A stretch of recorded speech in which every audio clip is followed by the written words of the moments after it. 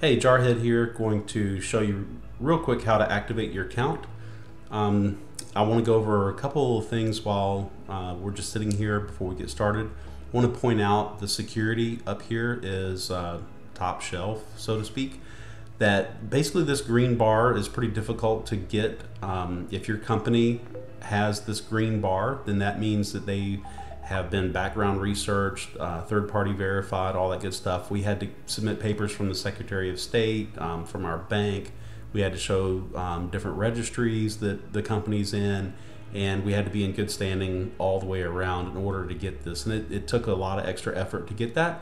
And basically, we're just trying to show to you before you sign up that we are a trustworthy company. 20now.com is ran and owned by csrtechnologies.com, and as you can see, that's verified by GeoTrust, which is one of the largest security companies in the world that deals with internet security. So without any further ado, the way that you get here is you can just go to 20now.com and click activate your account. It'll pull this page up. Now, in order to activate your account, you have to log in through Facebook, and I'm going to walk you through that real quick. So you just click the Facebook button. It takes you to Facebook. I'm going to log into one of my test accounts. And it just says 20now would like to access your public profile, etc. You tell it OK. And you come back to the 20now website. And sometimes, by the way, if your account, it takes sometimes maybe a minute or two for the account to be created. In the background, you'll see that there will be a message here instead of immediately the account info showing up, and it'll just be telling you that it's creating your account, and if you'll just wait, it will actually auto refresh. It'll keep checking every 30 seconds until your account's created, and as soon as it's created, you'll see this screen and you can proceed like normal. Now, on the very first tab, you have your account info. When you pre-registered, you have a pre-registration key that was sent to you in an email. You'll just enter that right here. You can copy and paste. If you don't have it right now, no big deal, but you will need to put it in before the grace period ends, and the grace period ends midnight Pacific time, August the 9th. Again, that's midnight Pacific Coast time. That's Pacific Daylight Savings time on August the 9th. If people don't have registration keys in there, we will be sending out emails. We'll try to do everything we can to get your account connected with your pre-registration. But of course, ultimately, if you don't have your pre-registration key put in there, then we don't know really where you would go in the matrix, and it may cause your account not to get loaded, and nobody wants that, right? So then you just type in your name. Now you can see it automatically pulls this testing account name over. You type in your name if it's not correct or you want to change it. It just pulled that from Facebook, which, by the way, the Facebook information that it got is all right here. So if you want to see what information it got from Facebook about you when you logged in, it'll be listed here. This also helps you know that you're working with the correct account. I know that some people in a household, for example, they share the same computer, and they want to make sure that they're updating the correct Facebook or the correct 20now account. You can always just click on Facebook profile and see what the name is. If you have any problems and you're actually in the wrong one, you can just open a new tab, go to Facebook. Actually, I'll go ahead and do it. You can go to Facebook.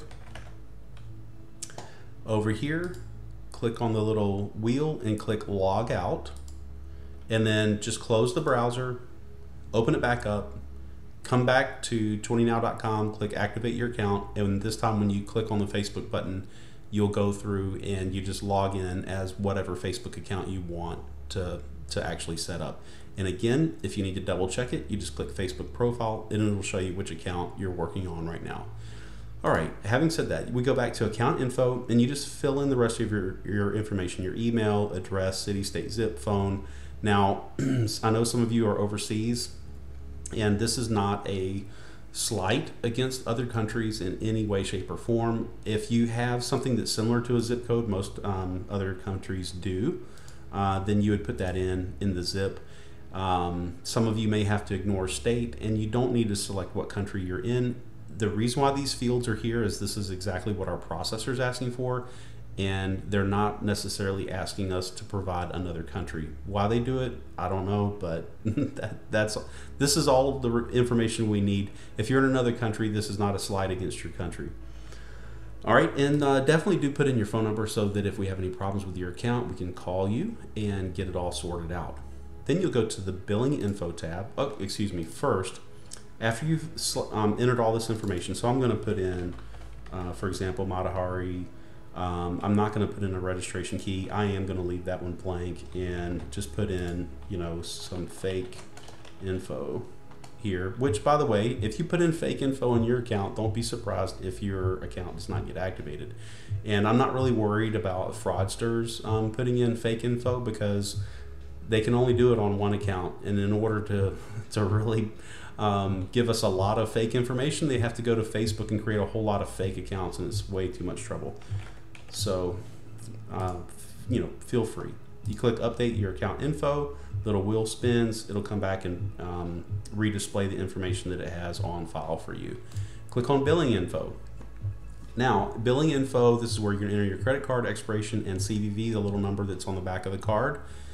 And, you know, of course, everybody knows that. So we'll just do that real quick. Again, I'm going to just put in fake numbers. If your numbers are fake, you will not have an activated account. I'm sorry.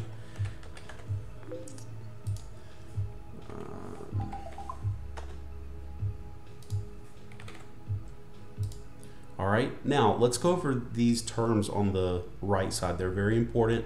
I want to make a note that even though you check these off right now, as you'll see when we come back and we update the billing info, that these will be unchecked again. And we're doing that for security reasons, because we want that anytime someone changes their card information, they have to agree to these terms. And if at any time they don't agree with these terms, then naturally they don't need an account. It kind of makes sense to me. And we don't want people to say, oh, well, this stuff was already checked off. If they said, well, I didn't realize, for example, that I was paying a monthly subscription for $20 because it was already checked off, then that would actually make our company look bad. So we don't do that. We have each person select these. The first three are mandatory. The bottom one is not, but I think everybody would want to do it, but it's not mandatory to have an account. So the first thing you have to agree to is the terms of use. And if you click this, it will open up a new window, and it has all the terms of use, cancellation, links to third-party sites, unlawful prohibited activity, all that kind of good stuff that protects not only the company, but ultimately protects everyone that's using this website and this marketing service.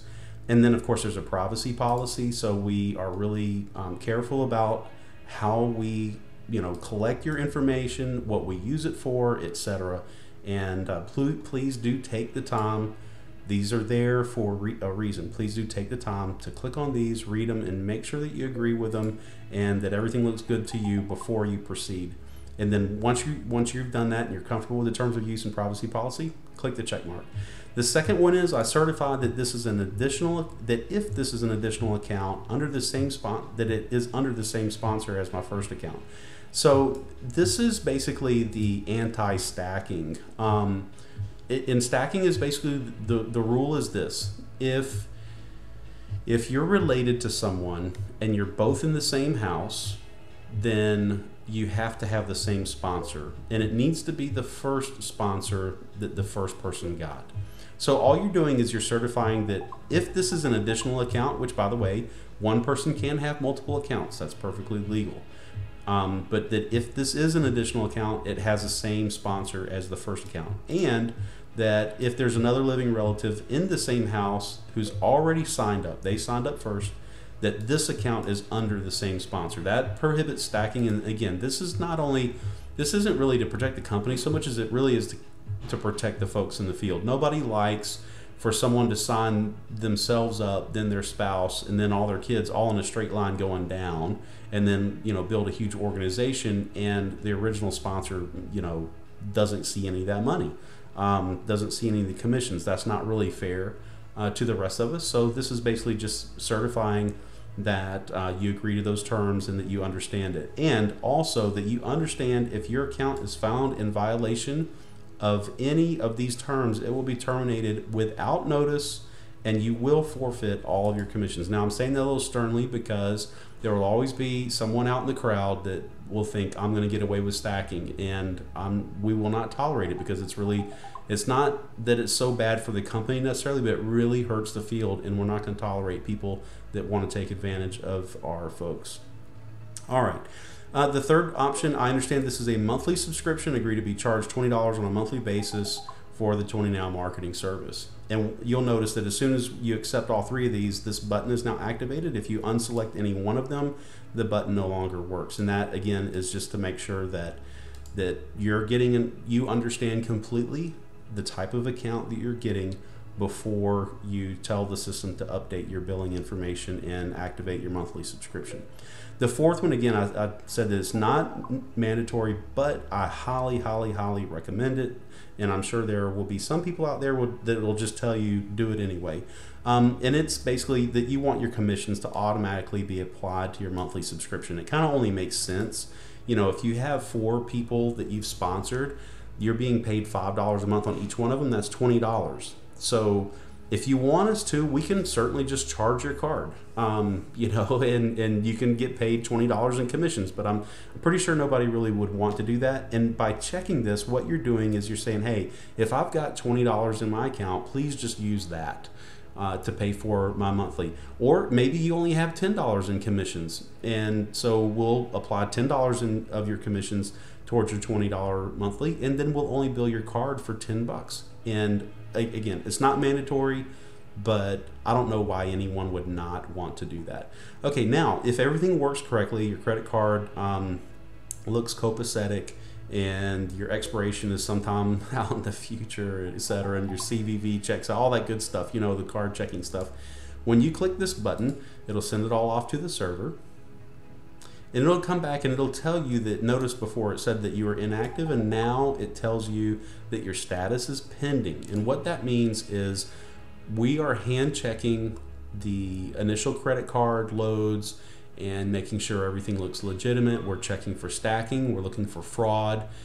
Some people like to try to take advantage of companies when they first start up, and you know, the company is just anxious to get a lot of money, and they want to just run every single card through immediately, and so they, you know, put a lot of false cards in there or whatever, and we're not going to allow that. Every account goes into a pending status, and it's manually reviewed, and we check it for accuracy as well as we check it against fraud. The other thing I want to note is, in the future, if you see this video and we've kind of automated some of those steps, it may stay in pending only for a minute or two, but you'll need to know that if this card that you put in declines, you can only come back once that day and update the information. Maybe you mistyped your card number or whatever. It's a common thing. Actually, when we were doing the testing, I typed in the wrong number on my credit card, and I couldn't figure out why the system was telling me my card was failing. So, you know, it's a common thing to accidentally mistype something when you're typing in your credit card. No problem. You can just come back and type it in again and submit the information again. But you'll need to know, if you get 2 declines, your account will be administratively locked, and the only way to get it unlocked is to use the contact form up in the top right. And the reason, again, for that is if people are out there trying to run false cards through our system to see if you know, if they've stolen a list of 100 cards and they want to see which ones are valid, they'll try to use forms like this. And so it's just for the protection of the company and for the folks, that if you, again, get declined 2 times in one day, then your account will be locked, and it will have to be administratively reviewed in order to be unlocked. It's not that big of a deal, but it does prevent someone from constantly just entering in new card information and trying to test it out. Again, it's an anti-fraud measure. And you'll notice too, even though it did update this information, and by the way, all of this is exactly what you'll always see. You'll just see a bunch of asterisks. We do display the last 4 so that you can remember which card it was that you put in the system. If you need to change it, no problem. Just select this, type in your new card number, new expiration, new CVV, and you will have to agree to the terms one more time. And again, every time you update your card, you will have to agree to the terms that are over on the right before you'll be able to update your billing information. It's just the way that our system works to help protect us and our marketing efforts, all the folks out in the field. So if you have any questions, you have any problems, you need help, not only with just updating your account and getting started, but really with anything, all you have to do is click the contact page. Well, actually, you know what? First, you should probably go check the FAQ, right? So, and you can see we're already getting like exactly how to activate my account. We're getting questions on the grace period, and this will continue to be filled in as we go along with more and more information. And then, of course, if you don't find the answer you're looking for in the FAQ, then please do just click contact, type in your name, your email address, a short subject, and then tell us all about whatever the issue is. You will have to enter this little CAPTCHA code in order to verify that you're not a robot and just sending us a bunch of spam. And then you click send, and we will be happy to get back with you and work out whatever issues you have. The email address that the support emails will come from is support@20now.com. Again, that's support@20now.com. So again, if you have any questions, don't hesitate to hit contact, and I'll look forward to seeing you on the other side with your activated account. Thanks. Hope you have a good day.